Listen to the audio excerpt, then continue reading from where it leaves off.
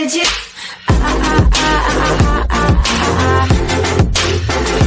Anything you want. Bitcoin plunges to $3,738. Whole crypto scam melts down, hedge funds stuck. $714 billion have gone up in smoke. Bitcoin plunged to $3,738 at the moment. Down nearly 40% from 2 weeks ago, and down 81% from peak mania of $20,078 on December 17, 2017.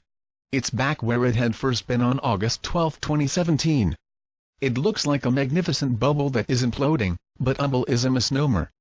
It's a magnificent scam, where people paid a lot of money, many billions of dollars, to get an essentially useless digital entity whose price then dissolved into where it had come from.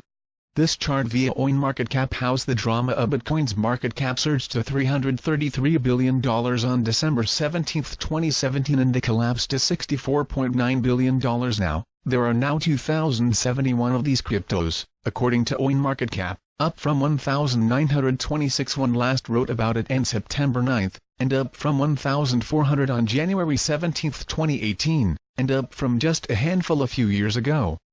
These cryptos are multiplying like rabbits. And each of these cryptos, those that are still alive, is constantly adding new coins through mining. This mega illusion impacts some serious real money. Market cap for each crypto is figured by the current number of coins, multiplied by the current price. Since new coins are created all the time through mining, it also creates new market cap when the price is stable, and it covers up some of the damage on the way down. In overall market cap terms, new cryptos are created all the time through initial coin offerings, ICOs and other methods, and each of these adds new coins through mining. And the overall historic market cap is figured going backwards, based on today's existing cryptos to arrive at a theoretical market cap at a date in the past. Back in January 7, the actual market cap on that day for all cryptos combined was $704 billion, according to CoinMarketCap on January 7. Today, this market cap figure for January 7 has been inflated, by the process described above, to $833 billion. As of this morning, this market cap has plunged 86% to $116 billion. By this measure, $714 billion have gone up in smoke. This has been an obvious scam that peaked in the period between the end of December 2017 and early January 2018 and has since collapsed. It was so obvious that even I could see it. And it's not like I didn't warn about this on the way up, and people who read these articles would have had plenty of time to get out while the getting was good. Here are some samples. On October 23, I observed, Wall Street piles into cryptocurrencies, others speak of biggest scam ever. I don't remember ever having seen crazier times of more pandemic proportions. On November 12, 2017, I mused, Bitcoin Cash quadruples in 2 days. Bitcoin crashes by $35 billion peak crypto craziness. On December 11, I mused about the media's gloriously infatuated coverage of this scam, Bitcoin media mania yet? In 10 practically funny pictures. A scam of this magnitude cannot happen unless it's being ruthlessly fanned by the mainstream media. On December 24, I mused, cryptocurrency mania is the most fascinating financial phenomenon I've ever seen. Here is my whole Aries on cryptos and blockchain. These articles attracted lots of crypto trolls, of which there was a nearly unlimited supply because that too is part of this scam. Varion has to promote it.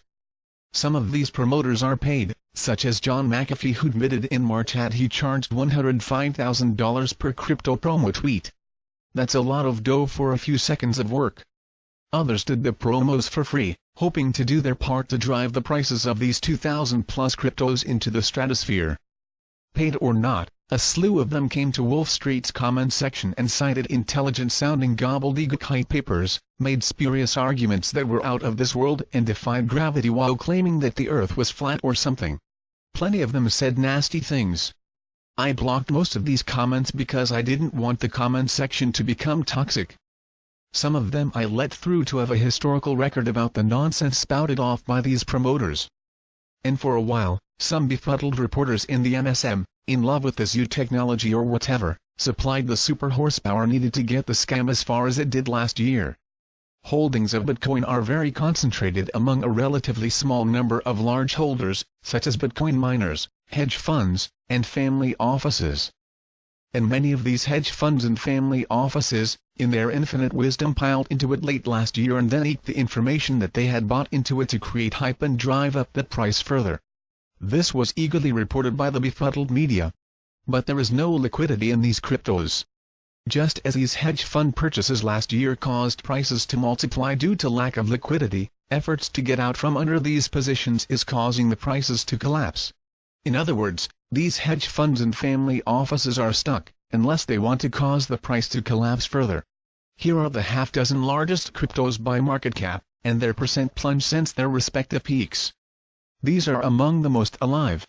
Hundreds of cryptos have already died: Bitcoin BTC -81%, Ripple XRP -91%, Ethereum ETH -92.4%, Bitcoin Cash BCH -96%, EOS -85%. I ripped its stupendous ICO last year. Stellar XLM -85%. Certainly, they will bounce again, as they have before, enough to give folks some hope, before they will recollapse when some of the big money is gingerly trying to get out without totally crashing the entire space. But for anyone trying to get some money out of the crypto space, new money, dollars, euros, yen, won, etc. must flow into the crypto space in the same amounts. And it's going to be harder and harder to get people excited about throwing their money at this scam.